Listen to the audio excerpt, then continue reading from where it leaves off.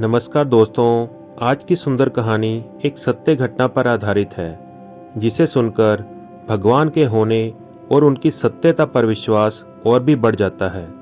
तो आइए शुरू करते हैं आज की सुंदर कहानी। ये बात सन 1880 के अक्टूबर-नवंबर महीने की है। बनारस की एक रामलीला मंडली रामलीला खेलने के लिए तुलसी गांव आई हुई थी। मंडली में 22 से 24 कलाकार थे, जो गांव के ही एक आदमी के यहाँ रुके थे। वहीं पर सभी कलाकार रिहर्सल करते और खाना बनाते और खाते थे। पंडित कृपाराम दुबे उस रामलीला मंडली के निर्देशक थे। वे हारमोनियम पर बैठ के मंच का संचालन करते थे और फौजदार शर्मा साज सज्जा और रामलीला से जुड़ी अन्य व्यवस्था देखते थे। एक दिन पूरी मंडली बैठी थी और रिहर्सल चल रहा था। तभी पंडित कृपाराम दुबे ने फौजदार से कहा कि इस बार वो शिव धनुष थोड़ी हल्की और नरम लकड़ी की बनवाएं, ताकि राम का पात्र निभा रहे 17 साल के युवक को परेशानी ना हो, क्योंकि पिछली बार धनुष तोड़ने में समय लग गया था। इस बात पर फौजदार कुपित हो गया, क्योंकि लीला की साज सज्जा और अन्य व्यवस्था वही देखता था और पिछला धनुष भी उसने ही बनवाया था। इस बात को लेकर पंडित जी और फौजदार में से कहासुनी हो गई। इस बात पर फौजदार पंडित जी से काफ़ी नाराज था और उसने पंडित जी से बदला लेने के बारे में सोच लिया था। संयोग से अगले दिन सीता स्वयंवर और शिव धनुष भंग करने का मंचन होना था। फौजदार मंडली जिसके घर रुकी थी, उनके घर गया और उनसे कहा कि रामलीला में लोहे के एक छड़ की जरूरत आन पड़ी है, कृपया आप दे दीजिए। गृहस्वामी ने उसे एक बड़ा और मोटा लोहे का छड़ दे दिया।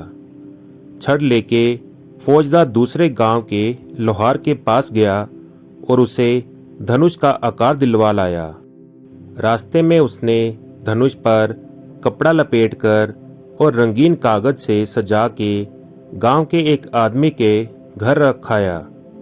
रात में जब रामलीला शुरू हुई तो फौजदार ने चुपके से धनुष बदल दिया और लोहे वाला धनुष ले जाके मंच के आगे रख दिया और खुद पर्दे के पीछे जाके तमाशा देखने के लिए खड़ा हो गया। रामलीला शुरू हुई। पंडित जी हारमोनियम पर रामचरणों में भाव विभोर होकर रामचरितमानस के दोहे का पाठ कर रहे थे। हजारों की संख्या में दर्शक शिव धनुष भंग देखने के लिए मूर्ति व्रत बैठे थे। रामलीला धीरे धीरे आगे बढ़ रही थी। सारे राजाओं के बाद राम जी गुरु जी से आज्ञा लेकर धनुष भंग करने को आगे बढ़े। पास जाके उन्होंने जब धनुष को हाथ लगाया तो धनुष उनसे उठा ही नहीं। कलाकार को सत्यता का आभास हो गया। उस 17 वर्षीय कलाकार ने पंडित कृपाराम दुबे की तरफ कातर दृष्टि से देखा तो पंडित जी समझ गए कि दाल में कुछ काला है। उन्होंने सोचा कि आज हजारों लोगों के सामने इज्जत चली जाएगी और ये कलाकार की नहीं, स्वयं प्रभु राम की इज्जत दांव पर लगने वाली है। पंडित जी ने कलाकार को आंखों से रुकने और धनुष की प्रदक्षिणा करने का संकेत किया और स्वयं को मर्यादा पुरुषोत्तम के चरणों में समर्पित करते हुए आंखें बंद करके उंगलियां हारमोनियम पर रख दी और राम जी की स्तुति करनी शुरू कर दी। जिन लोगों ने ये रामलीला अपनी आंखों से देखी थी, बाद में उन्होंने बताया कि इस इशारे के बाद जैसे ही पंडित जी ने आंखें बंद करके हारमोनियम पर हाथ रखा, तभी हारमोनियम से उसी पल दिव्य सुर निकलने लगे। वैसा वादन करते हुए किसी ने पंडित जी को कभी नहीं देखा था। सारे दर्शक मूर्तिवत हो गए। नगाड़े से निकलने वाली परंपरागत आवाज भीषण दुदंबी में बदल गई। पेट्रोमैक्स की धीमी रोशनी बढ़ने लगी और पूरा पंडाल अद्भुत आकाशीय प्रकाश से रह रह के प्रकाशमान हो रहा था। दर्शकों के कुछ समझ में नहीं आ रहा था कि क्या हो रहा है और क्यों हो रहा है। पंडित जी खुद को रामचरणों में आत्मसमर्पित कर चुके थे और जैसे ही उन्होंने चौपाई कही, लेत चढ़ावत खैंचत गाड़े, काहू न लखा देख सब उठाड़े, तेहि छन राम मध्य धनु तोरा, भरे भुवन धुनि घोर कठोरा। पंडित जी के इस चौपाई के पड़ते ही आसमान में भीषण बिजली कड़की और मंच पर रखे लोहे के धनुष को कलाकार ने 2 भागों में तोड़ दिया।